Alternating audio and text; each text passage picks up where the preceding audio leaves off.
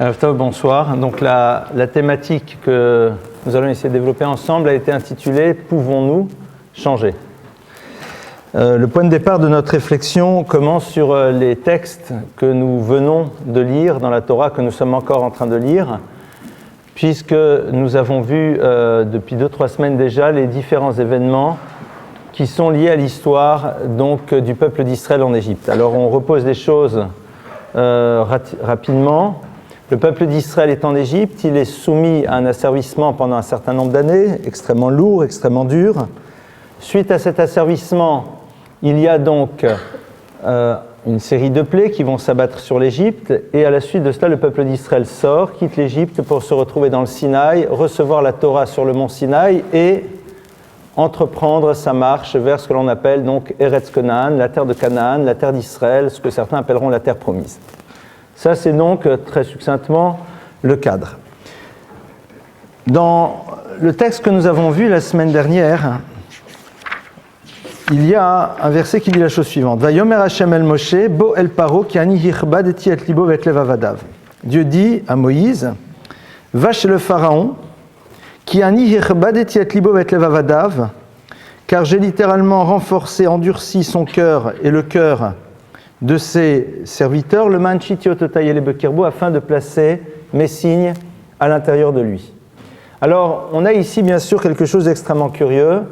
Le texte nous dit que Dieu a renforcé le cœur du Pharaon, ce qui semblerait être donc l'aliénation de sa liberté. Je pense que vous en avez sûrement parlé un petit peu la semaine dernière avec Elie et Bidia, puisque on a ici un texte dans lequel le Pharaon semblerait être un petit peu celui qui n'a plus le choix maintenant.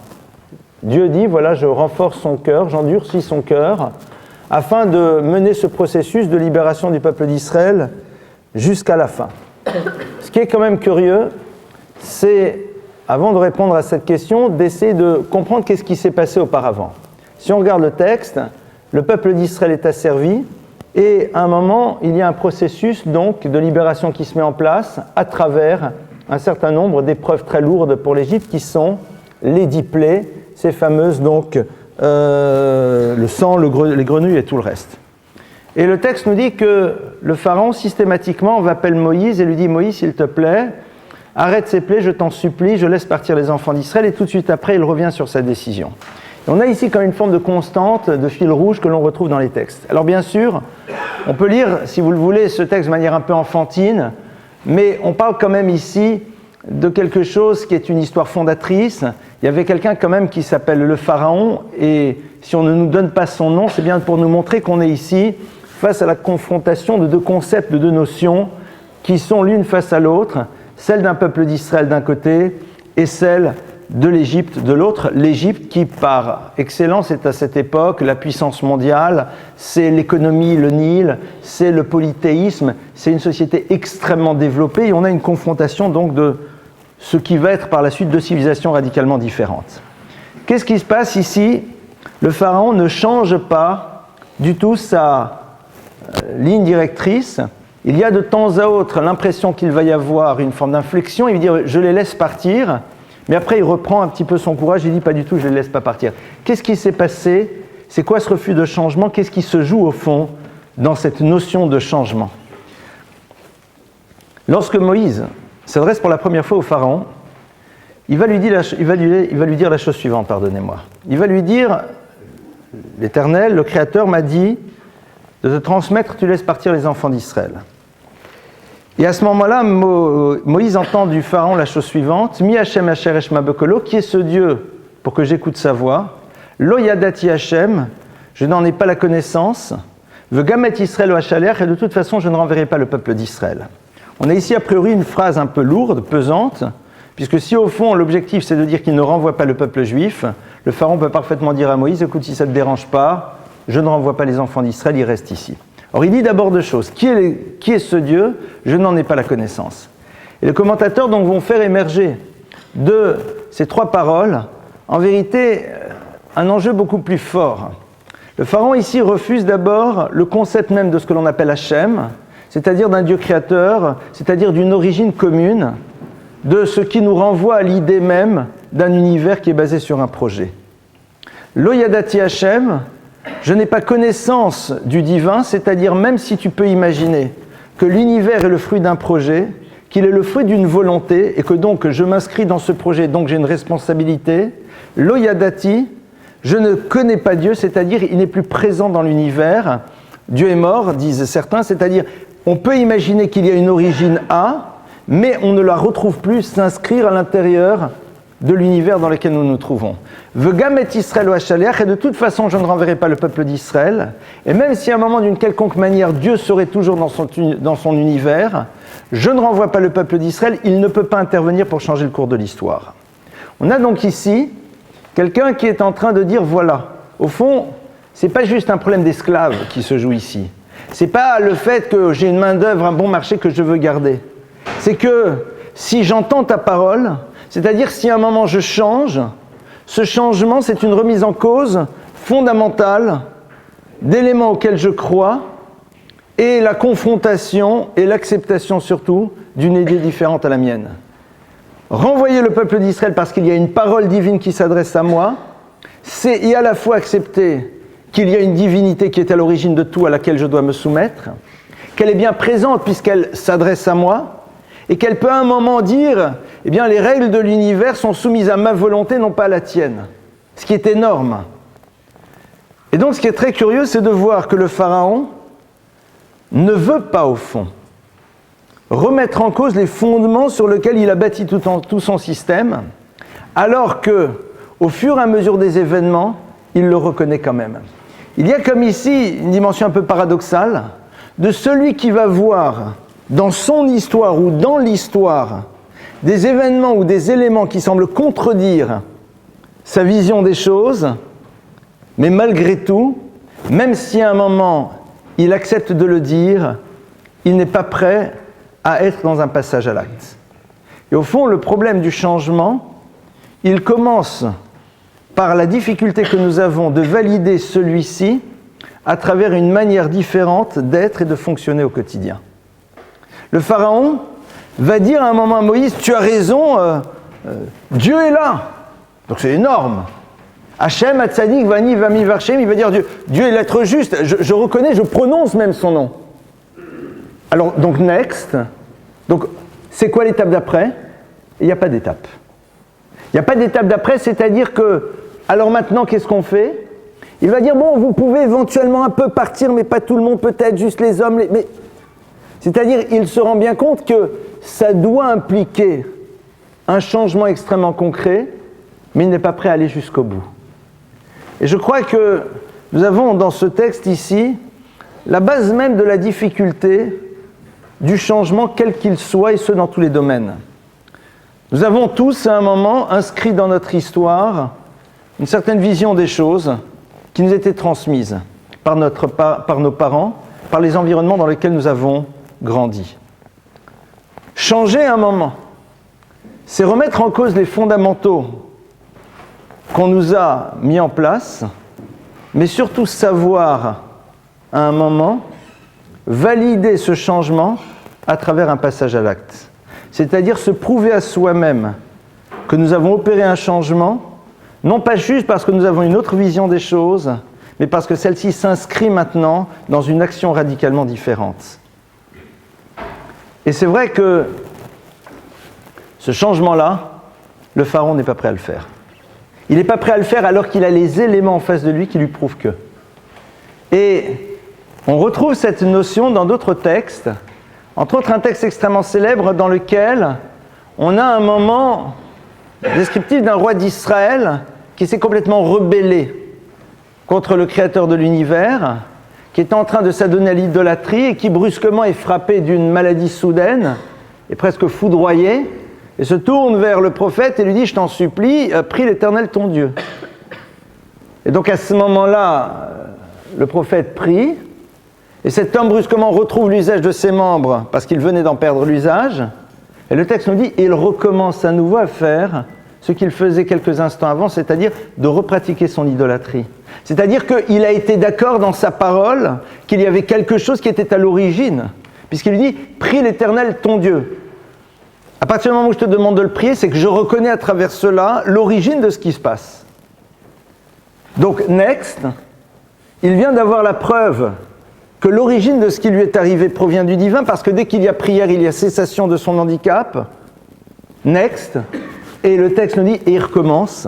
C'est-à-dire que, intellectuellement parlant, il accepte l'idée, mais traduire cette idée dans le monde du réel est insupportable.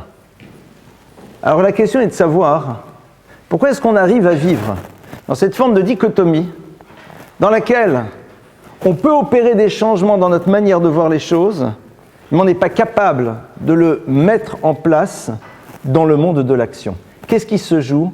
Qu'est-ce qui se passe? On va reprendre et on va réanalyser à nouveau peut-être ceux qui ont changé leur existence, en tout cas certains personnages tels qu'on le voit dans la Torah. Le premier personnage dont on voit qu'il change sa vie, c'est-à-dire qu'il quitte un univers pour entrer dans un autre univers, c'est Abraham.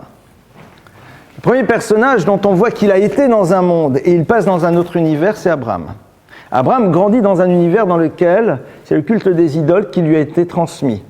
Son père Terach est quelqu'un qui est complètement plongé à l'intérieur de cela. Donc il a dû opérer une véritable transformation, il a dû mettre en place un véritable changement pour pouvoir adhérer à un nouveau système. Qu'est-ce qui s'est passé? Il y a quel moment on nous parle du changement d'Abraham? C'est très curieux. À aucun moment le texte de la Torah ne nous parle de la philosophie d'Abraham. À aucun moment on voit de grands discours sur la vision qu'Abraham a du monothéisme et du regard que le monothéisme a sur l'existence. Abraham, il émerge à travers quoi? À travers le monde de l'action, c'est-à-dire à travers la manière dont il a été capable de traduire ce changement dans l'idée, dans le monde du réel, c'est-à-dire la visibilité du changement. C'est quand même curieux parce qu'on dit qu'Abraham, c'est quand même celui qui a... Voilà, le monothéisme, il ne l'invente pas, mais il va en parler, il va le répandre. Donc on aurait pu imaginer quand même un discours de la Torah sur le monothéisme. Rien. Comme on dit en vieux yiddish, wallo, il n'y a rien. Non, c'est pas du vieux yiddish. On voit qu'il y a des spécialistes dans la salle. Donc, rien. Pourquoi? Parce qu'on s'en moque. C'est-à-dire que la Torah peut te faire un grand... Ça ne change rien. Les grandes déclarations, on va en voir plein.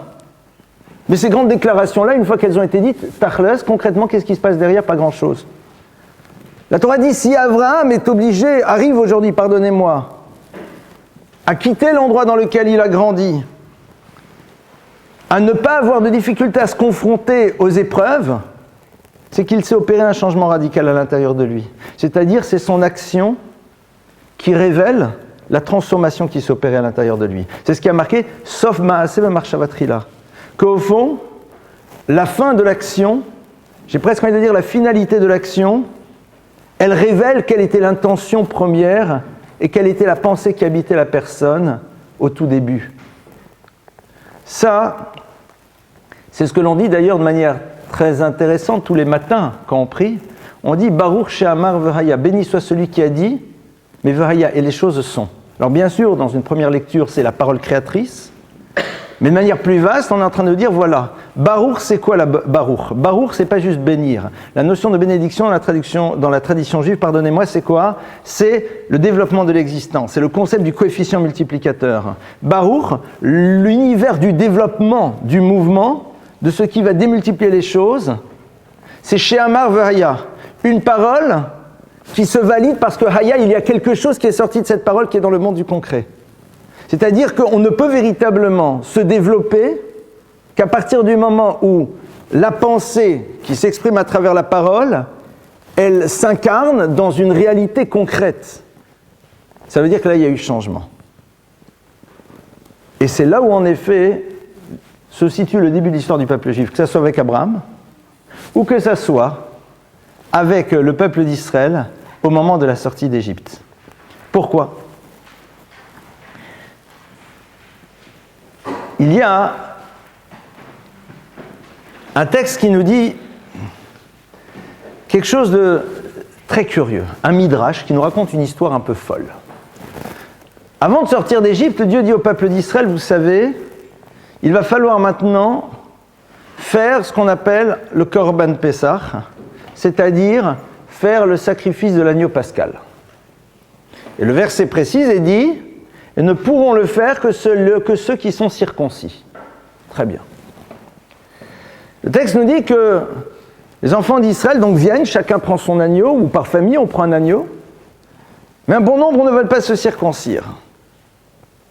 Mais alors, pourquoi? C'est quoi le problème? Si Dieu t'a demandé, fais-le. Et là, il y a un midrash qui dit quelque chose de très surprenant. Il dit, Moïse, lui, amène son agneau, fait le korban Pessah, et là, dit le midrash, qui en vérité est un Zohar, qui est un enseignement de la Kabbalah, il dit à ce moment-là, Dieu fait en telle sorte que des 4 coins du jardin d'Éden arrivent des souffles qui transportent une odeur délicieuse, qui se retrouvent à l'intérieur de ce korban, c'est-à-dire de cette offrande, et cette odeur va et s'échappe, va chatouiller les narines de tous les enfants d'Israël qui sont là, et ils ont une envie folle de consommer de ce korban Pessah, de ce qui a un goût merveilleux, exceptionnel. Et Moshe leur dit, vous ne pouvez pas parce que vous n'avez pas encore fait la circoncision. Et ils font tout de suite la circoncision. Et à ce moment-là, tout va bien. Et là, le Zohar dit, à ce moment-là, le sang du korban Pessah, c'est-à-dire du sacrifice de l'agneau pascal, va et se mélange au sang de la circoncision. Ce qui est quand même curieux parce que, a priori, en quantité, c'est plus le sang de l'animal qu'on a égorgé qui est plus important que celui de la circoncision. Qu'est-ce qui se passe dans ce texte? Qu'est-ce qu'il veut dire et surtout quel est le rapport avec ce qu'on est en train de voir? Je vous rassure tout de suite, on y arrive. En vérité, qu'est-ce qui fait qu'ils vont prendre l'agneau? L'agneau, on sait que c'est le symbole de la divinité égyptienne. Et nos maîtres nous disent qu'au fond, l'enjeu, il était le suivant ici. Comme ça, en tout cas, explique Rabbi Yaakov Kamenetsky. Il dit que l'enjeu, c'était lequel? C'est qu'à un moment, le passage à l'acte aurait pu être motivé par des considérations de vengeance, par des considérations nationalistes. Nous prenons ce qui incarne votre force et nous le détruisons. On prend le drapeau et on le brûle, c'est-à-dire on montre bien que toute votre valeur, eh bien, nous la méprisons, ça y est, nous avons gagné. Mais à aucun moment nous nous sommes transformés.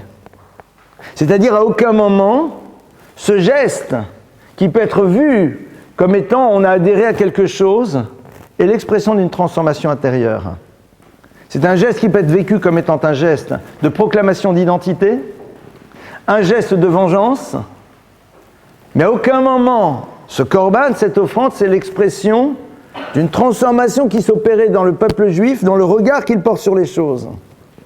Cette transformation-là, elle n'est validée qu'à travers la Brit Mila, qu'à travers la circoncision. Parce que ça, c'est un acte qui s'inscrit dans la chair, c'est un acte qui s'inscrit de manière indélébile, qui montre bien qu'on adhère à quelque chose de radicalement nouveau.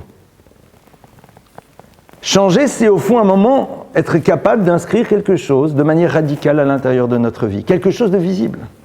Quelque chose qui ne peut plus disparaître. Et ce qui est très intéressant, c'est qu'est-ce qui leur donne ce moyen de changer, c'est-à-dire d'être dans un changement que l'on valide à travers cet acte. Eh bien, c'est quelque chose qui est ce fumet extraordinaire qui se dégage du jardin d'Éden. Ça veut dire quoi? Alors, dit le Zohar, ça veut dire la chose suivante. Les souffles qui proviennent du jardin d'Éden dans la symbolique de la Kabbalah représentent au fond l'expérience du plaisir de la spiritualité, qui à ce moment-là sont presque palpables, sont presque dans le domaine du charnel. On le sent, c'est énorme, c'est quelque chose, on n'arrive même pas à comprendre nous ce que c'est dire, comme ça dit le Zohar. Qu'à un moment, ils voient que ce korban, c'est-à-dire cette mitzvah, ce commandement qu'ils sont en train d'accomplir, est quelque chose qui peut leur apporter une dimension de plaisir qui, à ce moment-là, est physique. C'est-à-dire quelque chose dont ils peuvent véritablement appréhender la réalité. C'est ce qui leur donne la force du changement. Ça veut dire que le changement, au fond, on ne peut l'opérer que dans la mesure où on va percevoir un tant soit peu la dimension plaisir que l'on aura de la transformation que nous allons opérer à l'intérieur de nous. On ne peut pas changer si on n'arrive pas un tant soit peu à appréhender la dimension plaisir qui va s'inscrire à l'intérieur du changement que l'on va opérer. C'est la raison pour laquelle bon nombre de personnes ne peuvent changer parce que la présentation que l'on leur fait de ce changement dans le monde du concret est généralement une présentation angoissante, une présentation d'un univers qui va en effet leur apporter tout sauf une expérience de plaisir. Et donc dans ce cas-là, même si intellectuellement parlant je peux être convaincu, je tire le Corban Pessah, mais un changement qui s'opère en profondeur, ça je ne suis pas prêt à faire parce que je ne suis pas prêt au fond à aller vers quelque chose dont je ne vois pas en quoi véritablement je vais pouvoir tirer du plaisir. Et ça, c'est sans doute une des plus grandes difficultés que l'on a d'opérer des changements, quels qu'ils soient.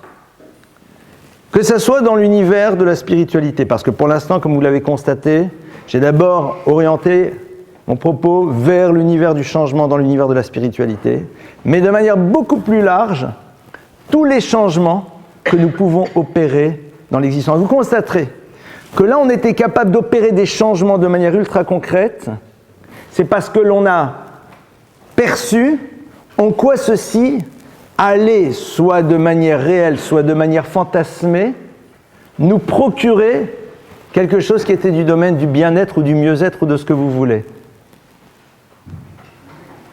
Et si on n'arrive pas à le percevoir, c'est très difficile d'être dans ce passage à l'acte. Alors comment on fait ? Comment est-ce qu'on fait ? Parce que le coup des fumées du Gan Eden, c'est sympa, hein, mais ça, on ne le retrouve pas tous les jours. On va, si vous le voulez, d'abord s'intéresser au changement à opérer dans notre vie, non pas tant dans le domaine de la spiritualité, mais justement dans quel domaine ? Posons-nous la question. Dans quel domaine, pour nous, l'idée du changement aurait sa raison d'être ? Et avant de découvrir, posons-nous la question, mais qu'est-ce qui est à l'origine généralement de nos changements ? Si on regarde les changements qui se sont opérés dans notre vie, quel a été le point de départ ? La plupart du temps, dans l'immense majorité des cas, ce sont souvent des échecs, ou alors le fait que nous n'avons pas réussi à vivre ce que nous pensions devoir vivre à l'intérieur d'une expérience A, B ou C. C'est-à-dire lorsqu'il y a eu rupture entre la vision fantasmée de ce qu'allait nous procurer une situation et de ce que nous sommes en train d'expérimenter maintenant.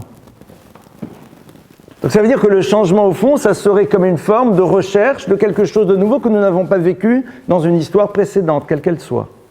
Une histoire avec un grand H, hein, bien sûr.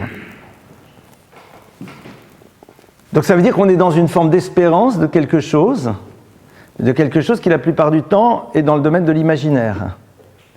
Or si c'est dans le domaine de l'imaginaire, c'est quelque chose d'extrêmement élevé, c'est-à-dire très large. Il y a fort peu de chances que l'on arrive un jour à vivre ce que l'on a imaginé devoir vivre dans une expérience. Parce que faire en telle sorte que le fantasme et le monde du réel se retrouvent, c'est quasiment impossible parce que l'un est sans limite alors que le monde du réel, il est circonscrit à la réalité de ce que nous sommes. Alors comment on fait ? Et c'est là où en effet, les Chachamim nous donnent un truc. Ils nous disent pour entreprendre une démarche de changement, il faut d'abord savoir que le concept même du changement n'est pas seulement lié à un désir de vivre quelque chose de différent. Donc déjà le point de départ, c'est tout simplement un arrêt sur image dans lequel on se dit mais est-ce qu'au fond j'ai fini de faire tout ce que je devais faire là où je suis à cet instant T de mon existence ? Et c'est là où en effet on va se dire bon maintenant alors next. C'est-à-dire, je change de classe. Pourquoi ? Parce que j'ai fini d'explorer tout ce que je vais faire. Le CP, c'est bon. Je sais lire, je sais écrire. Alors bien sûr, on peut toujours se perfectionner. Hein. On peut toujours... mais globalement, Alors dans cette première partie de ma vie, qu'est-ce que je devais apprendre ? Ça, ça et ça, je l'ai fait ? Oui, next. Donc le changement, il va nous obliger à quoi ? Avoir une réflexion sur l'utilisation optimale qu'on aurait eue déjà du premier moment de notre vie. Première question. Après, on va se dire, mais quand je veux changer,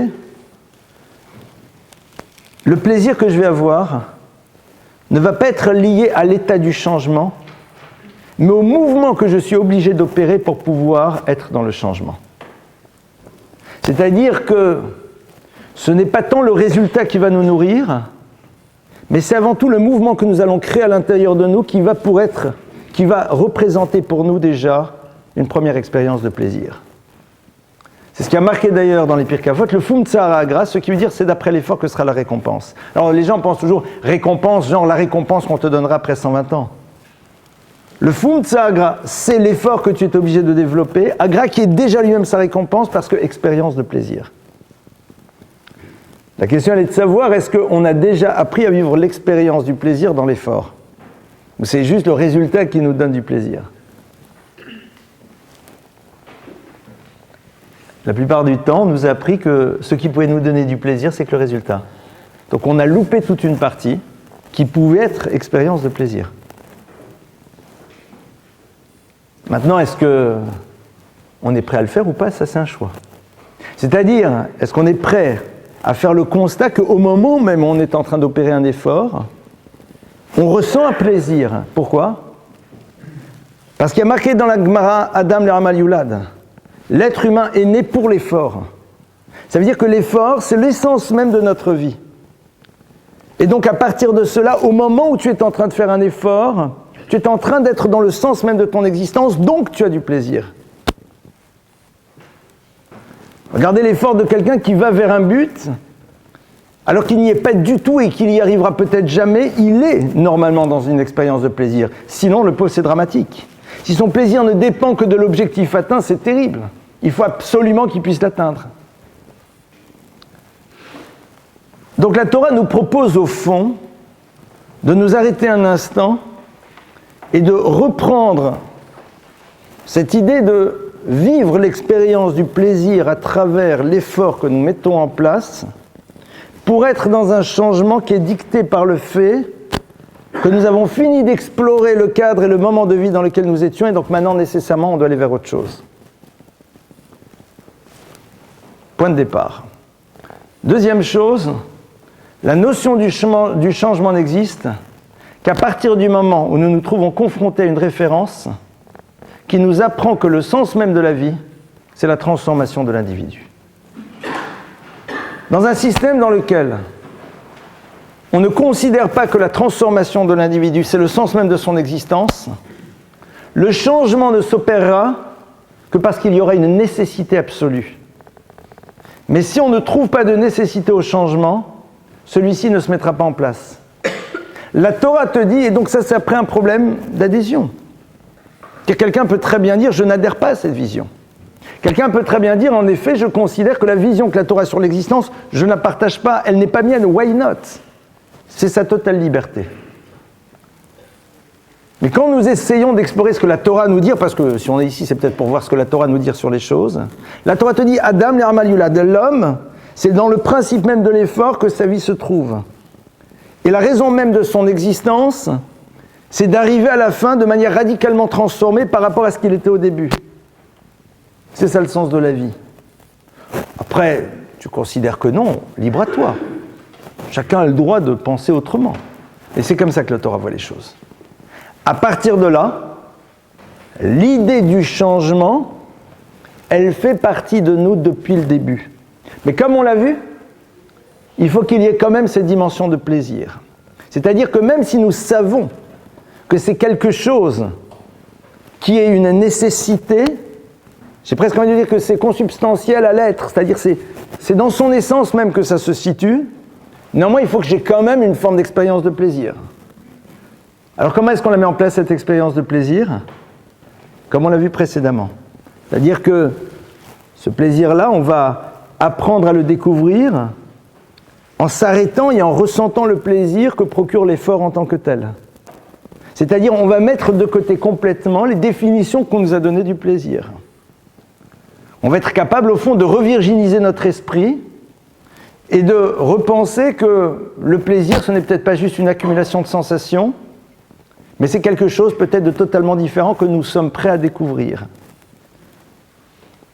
Si on ne se virginise pas l'esprit, on ne sera pas capable. C'est-à-dire qu'on ne peut pas, et vous le constaterez d'ailleurs, il y a plein de gens qui font teshuva, qui dans l'univers du spirituel vont vers la religion et kiffent pas la vie, quoi. Vous ne les sentez pas heureux, épanouis. Parce que les définitions que l'on a du plaisir sont toujours celles qu'on avait précédemment, donc on va vous faire le coup de c'est pas la crevette, c'est pas de la crevette, et puis de faire des croisières super cachères au Costa Rica ou là vous voulez, parce qu'on est toujours dans les mêmes définitions. Avec le fait qu'aujourd'hui on est dans un autre mode de fonctionnement au quotidien, mais qui n'est pas générateur de plaisir en tant que tel. Et ça c'est très difficile. Parce qu'on est toujours dépendant de quelque chose qui est extérieur à nous, et on est toujours dans un monde avec d'autres définitions. Donc c'est bien en amont que l'histoire elle doit se passer. Parce qu'à un moment, on va se retrouver dans des situations dans lesquelles on arrivera à retirer ce plaisir à travers cet effort du changement, et celui-ci va nous nourrir, et donc va permettre en effet d'être dans le développement de ce changement, et on rentre dans une spirale. La Torah ne me dit pas de changer, parce que mon comportement n'est pas adéquat. La Torah me dit de changer parce que je dois changer. C'est-à-dire le matériau du début et le matériau de la fin, c'est pas la même chose. Au début, je mangeais avec des doigts quand j'avais 2 ans, comme tout le monde. Et je m'en mettais partout. Et c'est pas parce que ça se fait pas que je dois plus manger avec des doigts. C'est pas parce qu'il y a des conventions sociales qui disent.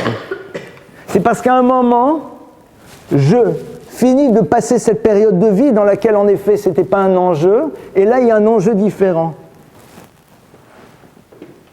Et donc, mais là, il y a un changement. C'est quelque chose qui est quasiment automatique, c'est pas imaginable autrement. Qu'est-ce qu'on a vu donc avec le pharaon ? Le pharaon, lui, il n'est pas prêt à cette idée-là.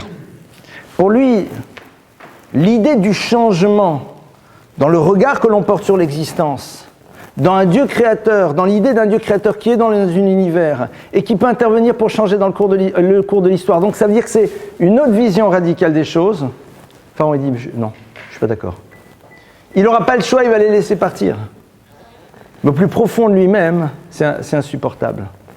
C'est insupportable parce que l'idée à un moment de réaliser que sa base de vie, elle est complètement fausse, il ne l'accepte pas même si la réalité semble lui prouver cela.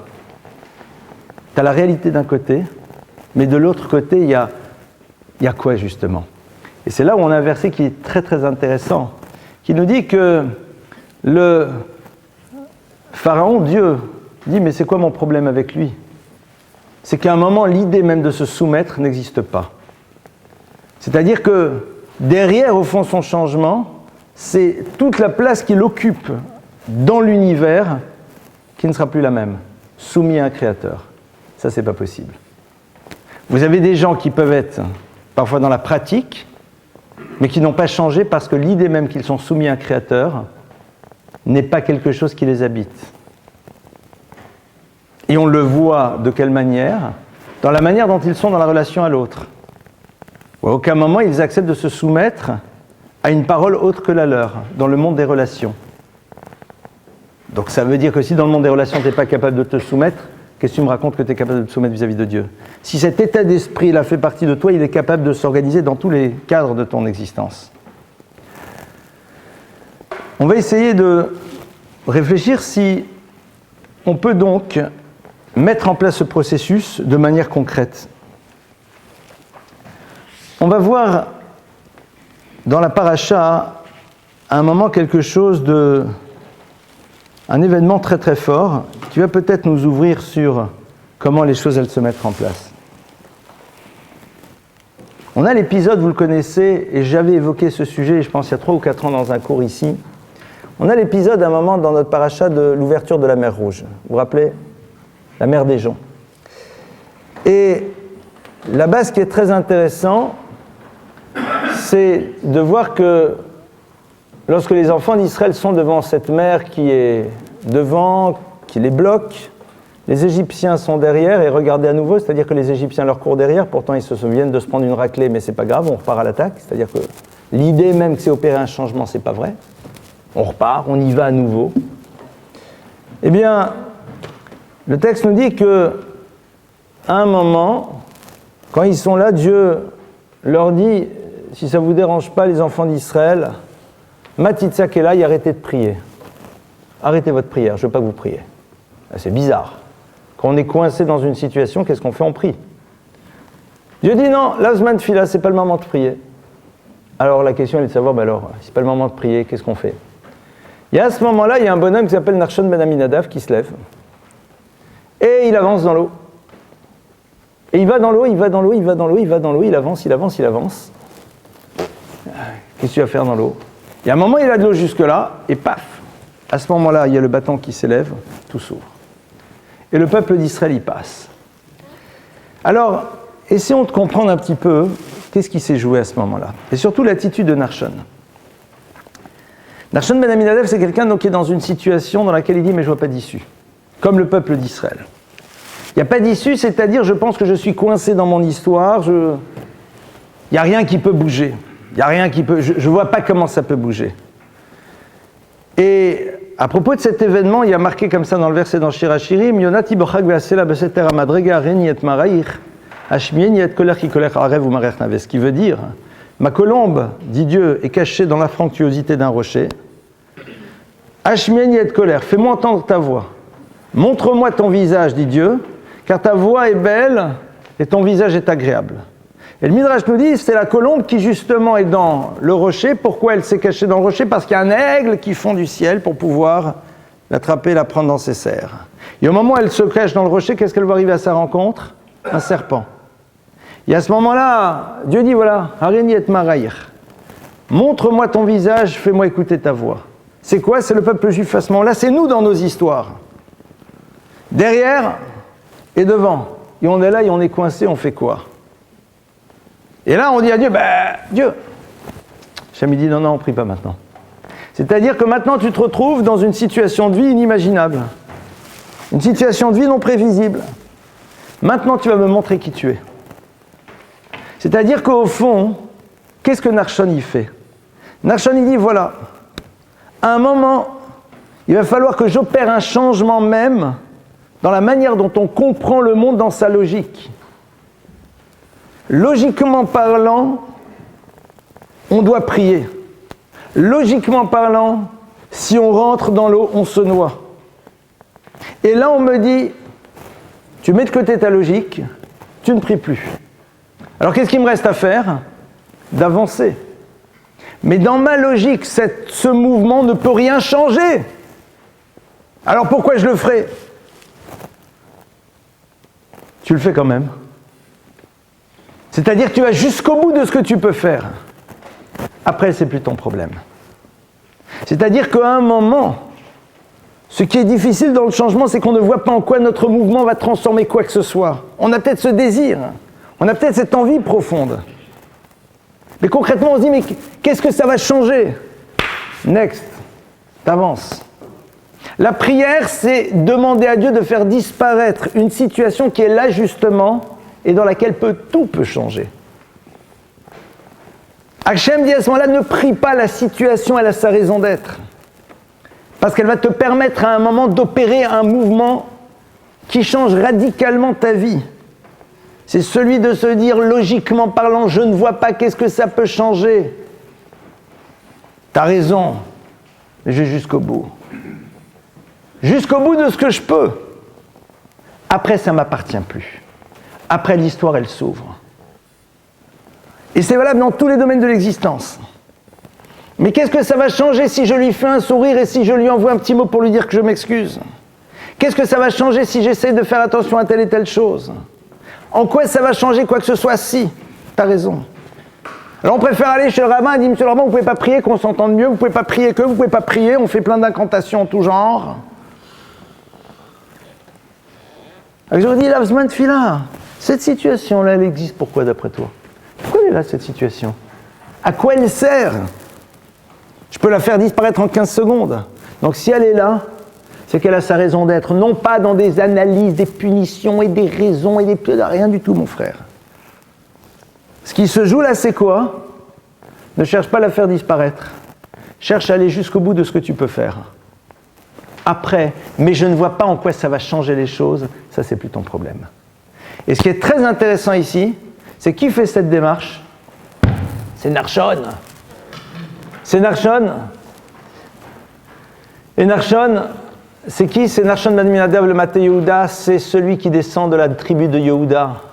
Yehuda, c'est celui qui, qu'à un moment, on s'est rendu compte qu'il était à l'origine de la grossesse de sa belle-fille pour des raisons très complexes, on ne va pas les analyser. À ce moment-là, il a dit « c'est moi ». Mais attends, c'est horrible. En disant ça, il se suicide. C'est à ce moment-là on décide qu'il se roi à l'origine de la royauté d'Israël. Tu vas jusqu'au bout de ce que tu dois faire. Mais qu'est-ce que ça va changer à l'histoire? Tout va changer. Nachshon, il est là, il ne regarde pas si Moïse il avance. C'est très intéressant. Il ne regarde pas si Moshe il avance. Nachshon, il se pose la question pour lui en tant qu'individu. Il dit, moi en tant qu'individu, quand je suis devant la mer et qu'on me dit de ne pas prier qu'il y a les Égyptiens derrière, qu'est-ce qu'on est en train de me dire? Bouge, je bouge. Ah, Moïse, il n'a pas bougé, ça, c'est pas mon problème. Si Moïse n'est pas arrivé à ça, c'est son problème, c'est pas mon problème. Ça veut dire que cet univers-là du changement, c'est quelque chose qui se met en place, mais qui n'est jamais dans l'imitation de quoi que ce soit, et encore moins dans l'attente que ce mouvement soit initié par l'autre. Nachshon, il est là pour nous apprendre dans l'histoire que les choses s'ouvrent quand on n'attend pas de voir si les autres changent pour changer, qu'on n'attend pas d'avoir des directives, mais qu'on comprend que maintenant il y a quelque chose à faire et agir. Mais personne ne fait comme ça, mais les autres, non. C'est pas ton problème. C'est tout le problème de ceux qui opèrent des changements dans des univers sociaux dans lesquels les autres fonctionnent autrement qu'eux. C'est ceux qui se contentent de fonctionner suivant les mêmes règles que tout le monde. Toutes les filles, elles fonctionnent de la même manière, tous les garçons fonctionnent de la même manière dans telle et telle. Donc, soit, t'as raison, tu peux être imitateur toute ton existence. Ou alors, tu mets en place un processus. Qu'est-ce qui fait qu'il est dans ce mouvement? C'est parce qu'il s'est rendu compte que de toute façon, à un moment, il fallait avancer. Que derrière, il n'y avait rien à faire. C'est-à-dire que repartir en arrière ne sert à rien, et rester là où on est, c'est se faire attraper par son passé, et se retrouver à nouveau dans la même histoire. Le problème, c'est que ça, c'est dans une dimension ultime. Est-ce qu'on est obligé d'attendre que l'Égypte, elle nous court derrière? Est-ce qu'on est obligé d'attendre de voir que les événements derrière sont en train de nous rattraper pour un moment se dire « next, il faut que j'avance ». Ça, c'est la question que chacun doit se poser. Chacun est libre de se la poser ou de ne pas se la poser. L'univers du changement, c'est vraiment l'univers sans doute qui est le plus intime. Parce que comme ce texte est en train de nous apprendre, on ne regarde pas ce que les autres font. On ne regarde pas ce que les autres font. Autre élément qu'on retrouve ici, c'est quand la mer va s'ouvrir et que l'éclat d'Israël donc va rentrer à l'intérieur, il se passe quelque chose de très intéressant. C'est que dans ce passage des enfants d'Israël, il y a un homme qui passe. Et cet homme, vous savez ce qu'il a en main?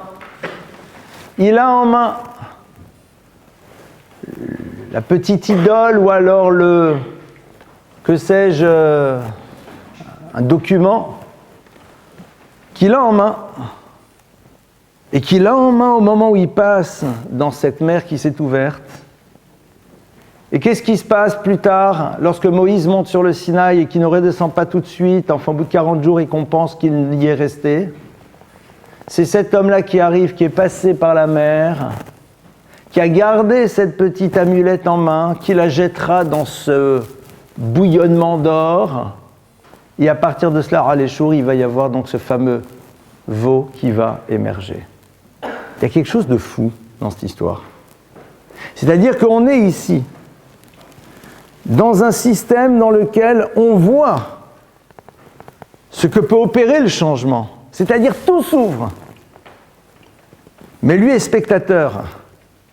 Il est spectateur, il profite de la situation, mais à aucun moment pour lui, ça ne doit opérer un changement à l'intérieur de sa vie. Ce texte est en train de nous apprendre que ceux qui pensent que le changement n'existe que quand on est confronté à une situation extraordinaire, qui c'est évident, si elle existe, va nous amener à changer, racontent du n'importe quoi. Il vit l'expérience de l'ouverture de la mer. Il a vécu l'expérience de la sortie d'Égypte. Il voit quelque chose d'énorme qui se joue. Il a toujours l'ancien système en poche. Il profite, il est avec tout le monde. Mais dans sa tête, c'est toujours dans l'épisode précédent. Et la meilleure preuve, c'est comment je réagis quand dans l'épisode d'après, les choses ne se passent pas comme je voulais. Ce qui nous prouve que l'on a changé, c'est que même si dans l'épisode d'après, les choses ne se passent pas immédiatement comme on l'aurait voulu, ça ne nous fait jamais repartir en arrière. Et je vous donne un exemple tout bête. Quelqu'un a décidé de changer, il a compris l'univers du changement dans l'univers des midotes, dans l'univers des traits de caractère. Il a vécu l'expérience du plaisir qu'il y a de faire un travail sur soi et de se battre contre soi-même. Il a vécu l'expérience du plaisir, non pas du bravo des autres, génial, tu ne te mets plus en colère, mais il a vécu l'expérience du plaisir de savoir qu'à un moment, j'ai réussi à être le maître de moi. Même si les autres ne m'ont pas applaudi, je m'applaudis moi-même, c'est un plaisir incroyable. Il a vécu l'expérience du plaisir de ce choix qu'il a décidé de mettre en place. Et un jour, il se rend compte que néanmoins, dans le monde des relations, il y a quelque chose qui ne va pas, malgré le travail qu'il a fait sur lui. Est-ce que c'est pour autant qu'il va redécider, ça y est, je me remets à nouveau en colère? Celui qui fonctionnerait de cette manière, en effet, n'a jamais opéré un changement. Celui qui a décidé d'être dans l'univers du changement restera toujours sur la même ligne, restera toujours sur le même mode de fonctionnement, que ce soit dans l'univers spirituel ou dans l'univers des relations. Même si à un moment, eh bien, les choses, elles ne sont pas exactement comme il voulait. Moïse est sur le Sinaï, il ne redescend toujours pas, et c'est pas normal. C'est pas normal. Ce qui nous montre qu'au fond, l'origine du changement et celle que la Torah nous propose, c'est la manière dont on se positionne lorsque l'espérance d'un futur différent n'est pas toujours au rendez-vous. C'est là où véritablement où notre changement est valide. C'est là où véritablement on sait si celui-ci a pris son origine à l'intérieur de ce regard que la Torah porte sur l'homme, qui est qu'une vie, c'est un mouvement. Qu'une vie, c'est quelque chose dans lequel, une fois qu'on a fini d'explorer l'instant présent, on décide maintenant de passer à quelque chose d'autre, et en permanence. Et que c'est un mouvement permanent. Si l'espoir que l'on a, qui était nourri d'abord par une forme de plaisir, comme on l'a vu, parce que ce plaisir est nécessaire, n'aboutit pas, qu'est-ce qu'on fait ? Et vous allez constater que malheureusement, parfois, certaines personnes régressent complètement. Ça veut dire que l'origine du changement n'était pas la bonne. Comme on l'a vu, sauf Maaseh Marshavatri là. Ce qui se passe à la fin nous montre quelle était l'intention qui était présente à l'intérieur de nous au début. Alors, on n'a plus 2 ans, on n'a plus 8 ans, on n'a plus 10 ans. Mais il faut savoir que cette idée-là, elle est normalement une des bases même de l'éducation d'un enfant.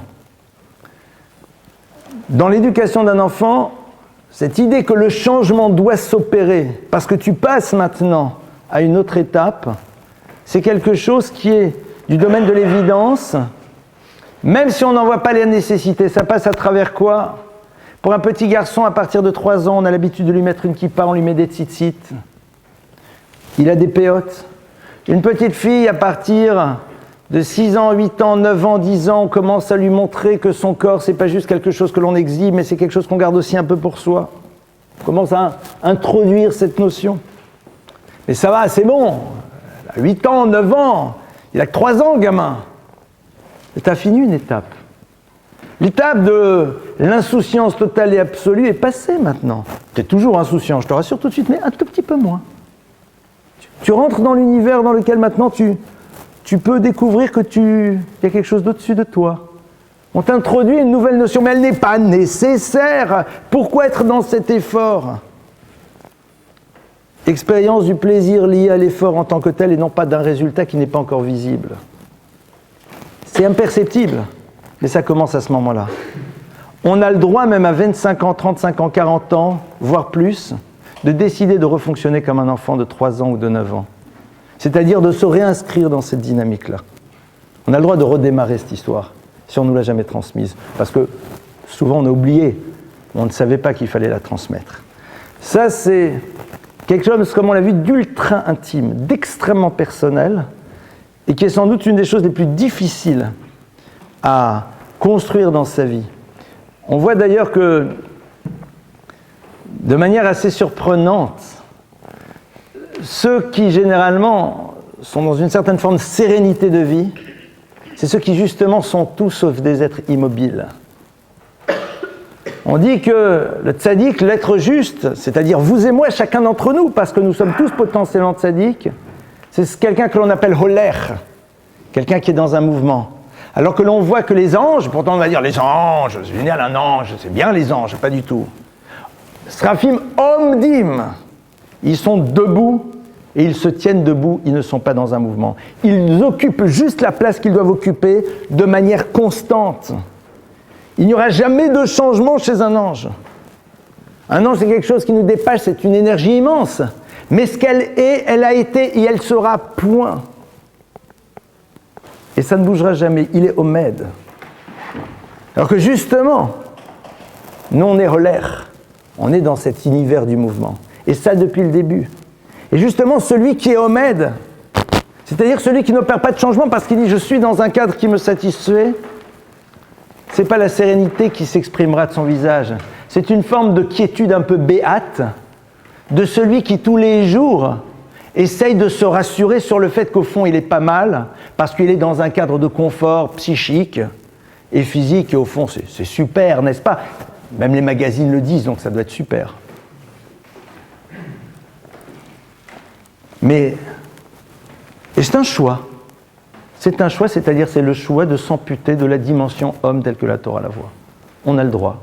On a cette liberté à un moment de court-circuiter cette dimension-là de nous-mêmes et surtout de ne plus jamais la faire émerger. Pourquoi pas? C'est ça, cette liberté, on en dispose. Voilà un petit peu quelques propositions de réflexion sur ce sujet. C'est un point de départ. Comme vous avez pu le voir, c'est peut-être un peu dense.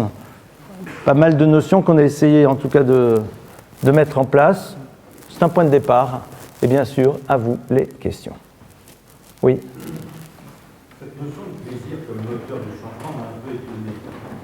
La question que je me posais, est-ce que ce n'est pas plutôt le gain qu'on en tire? Et ce gain nous apporte du plaisir. C'est-à-dire que la première étape, c'est la destination vers le changement, deuxième étape, le gain, troisième étape, la satisfaction.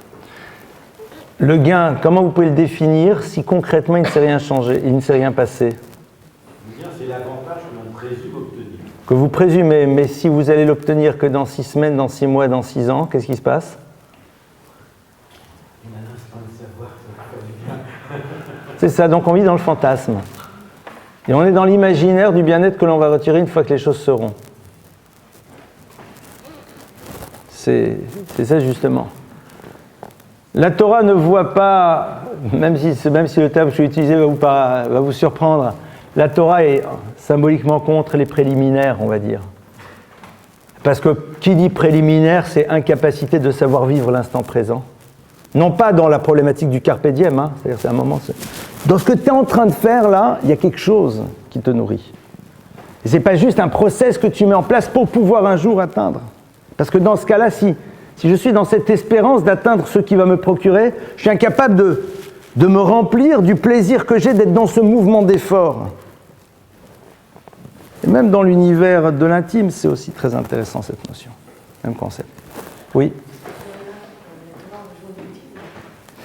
C'est vrai, complètement. Le bouddhisme rejoint la Torah, c'est juste un problème d'orientation. Mais vous avez raison. Je retrouve ici une discussion que j'ai eue avec une de mes toutes premières élèves. Complètement. Qui était complètement. Ici, le bouddhisme rejoint parfaitement la Torah. Totalement.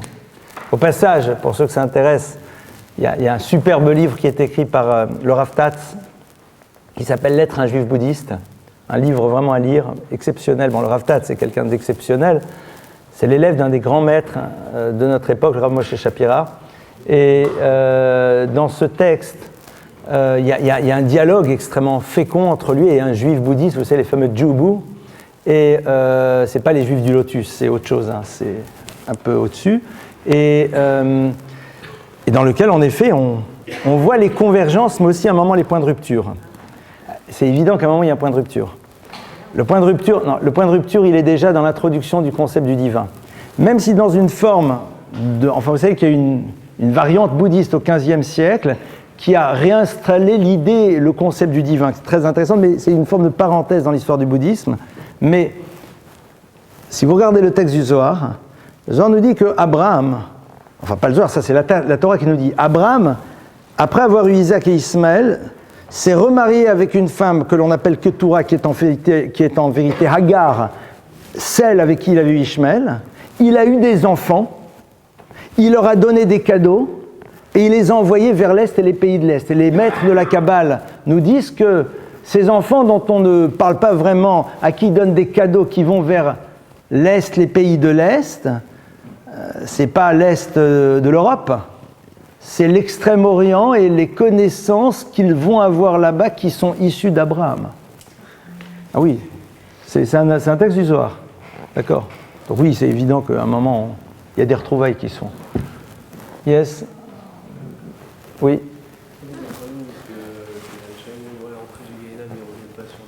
Oui. Au bout d'un moment, quand on n'arrive plus à passer à l'acte, parce que c'est inscrit en nous. La situation, j'ai pas vu par rapport au blocage, je fais l'habitude de concrétiser en vérité le. Alors, la question donc, que tu poses, je vais juste la dire à voix haute, hein, enfin, parce qu'en plus, il m'a cité les textes, donc je vais décrypter les textes qu'il m'a cités. La Gemara nous dit que les Rechaïm, c'est-à-dire les êtres de mal, on va les expliquer comme ça, on va les dire comme ça, même devant la porte de l'enfer, ne reviennent pas. Donc ça veut dire qu'à un moment, il y a un changement impossible. C'est exactement, et je te remercie, merci beaucoup de m'avoir posé cette question, parce qu'en vérité, à travers cette question, je réalise que la première question que j'ai posée, je n'ai pas répondu. Merci. Donc la première question qu'on avait posée, en vérité, je voulais aboutir à cette histoire, mais j'ai complètement oublié. Donc, la première question qui a été posée au tout début, très rapidement, c'était, c'est quoi cette histoire d'un pharaon qui ne change pas? Et Dieu, lui, endurcit son cœur. Et lui dit, on voit bien qu'il y a des gens, à un moment, l'idée même du changement, ça ne sera plus possible, même s'ils voient la réalité face à eux. Qu'est-ce qui se passe? Alors, en effet, dit le Rambam, dit Maïmonide, il y a des personnes à qui on fait des propositions de changement de multiples fois et qui refusent totalement l'idée même qu'ils puissent changer. C'est pas qu'ils veulent, mais ils n'y arrivent pas. Souvent, ils disent que ils peuvent pas. Les bouddhistes, justement, disent que quand tu dis pouvoir, transforme le mot par vouloir, ça sera sans doute plus vrai. On veut sans vouloir, ok. C'est-à-dire qu'à un moment, le pharaon, il ne veut pas. Et quand à un moment, quelqu'un a décidé de ne pas vouloir être dans le changement, alors il bloque à l'intérieur de lui cette possibilité du changement. Parce qu'il y a une volonté du non-changement. C'est pas « j'ai pas envie de changer parce que, pardonnez-moi l'expression un peu légère, j'ai envie de kiffer la vie ». Non, c'est cette idée-là ne fait pas partie de mon existence. C'est pas quelqu'un qui dit « je veux pas changer parce que vous comprenez, je suis pas prêt à renoncer ». Bon, c'est qu'il est encore dans son monde des fantasmes. Mais si demain vous savez, c'est un petit peu comme dans la nuit, quand vous êtes dans une forêt sombre, il y a un moment où vous avez un énorme éclair. Il y a des moments de vie dans lesquels tout est clair, et puis après, tout devient sombre. Mais au moment où il a tout vu clair, il a dit « ouah, c'est génial ». Le rachat, tu peux lui mettre tous les éclairs du monde, il dit non, même pas en rêve. Celui-là, en effet, Akadosh Baruch Hu dit, à un moment, la porte du changement est fermée devant toi. C'est-à-dire que le rachat, même devant le Gehinnom, à un moment, Dieu dit, il ne change pas parce qu'il a une volonté de ne pas changer. Mais une volonté qui n'était pas liée à la peur de perdre, à l'angoisse de ce qu'allait générer le changement.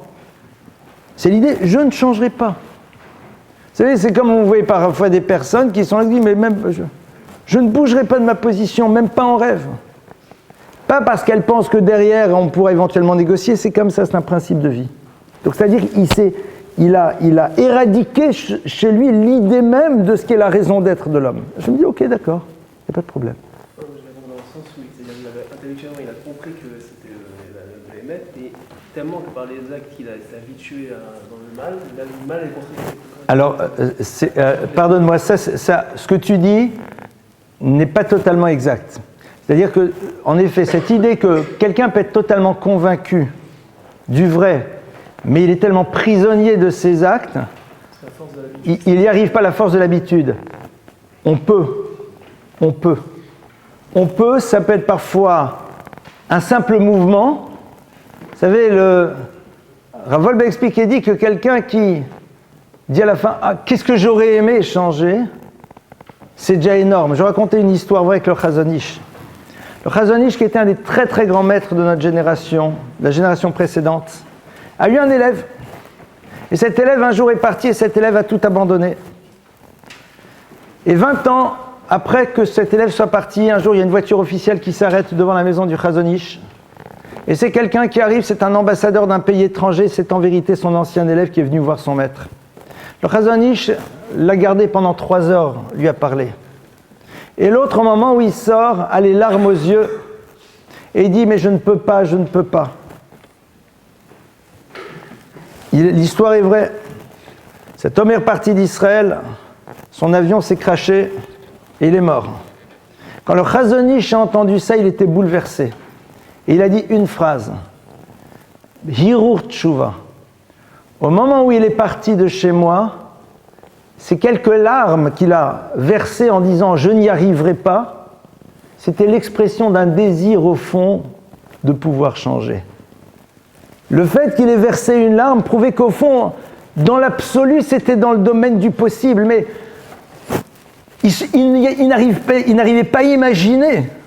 C'est-à-dire que ça déjà, c'est un changement. Le fait de pouvoir verser une larme sur soi-même en se disant « mais comment ça se fait que je suis prisonnier ?» C'est le problème des addictions.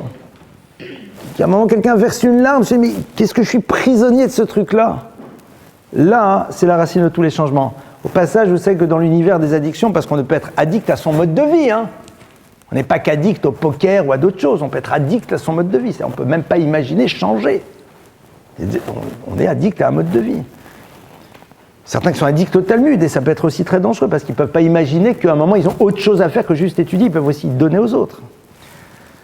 Alors, dans l'univers des addictions, j'ai travaillé avec quelqu'un qui s'appelle Rav Eckstein, qui est quelqu'un d'assez incroyable, qui a créé en Israël une structure qui s'appelle Rotorno, dans laquelle il s'occupe pas mal d'addictions. Bon, pour différentes raisons, on a dû travailler ensemble, puisque avec la maison de la famille, on est malheureusement souvent confronté à ça. Et il m'a donné une très très belle image, qu'il donne souvent dans ses formations. Il a dit qu'un des plus grands dangers pour un pilote de chasse, en Israël ça fait écho beaucoup ça, c'est quand l'avion est à l'envers, quand l'avion vole à l'envers, mais que le pilote voit dans la mer le ciel et voit dans le ciel la mer. C'est-à-dire que je ne suis pas pilote de chasse, mais à ce qui paraît, on peut être persuadé que. Et il dit le danger mortel, c'est parce que justement, il dit mais non, je suis à l'endroit. Dès le moment où il dit waouh, c'est la mer, alors que c'est le ciel, à ce moment-là, il rentre dans un processus qui peut le sauver. C'est cette larme. Il y en a un qui a chanté rien qu'une larme dans tes yeux, mais c'est ça, une larme. Cette larme qui a dit, mais il y a un problème. Ça, c'est déjà l'univers du changement qui s'est mis en place. Justement, le rachat, c'est celui qui ne verse pas de larmes. Il ne verse pas de larmes sur son incapacité d'être dans le mouvement. Il ne se regarde pas dans la glace en disant, mais espèce d'abruti. Ça n'est jamais arrivé. De temps en temps, ça ne fait pas de mal de se regarder. Tu joues à quoi, toi? D'accord.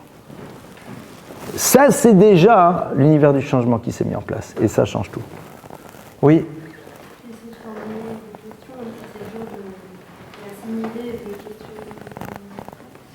On parlait du refus de changement de Pharaon, et je voulais évoquer le côté d'aimer Israël déjà. Est-ce que Moshe aussi n'a pas eu forcément confiance en ce changement quand Hachem lui a demandé de mener le peuple, est-ce qu'il a un peu douté de la capacité de changement du peuple juif.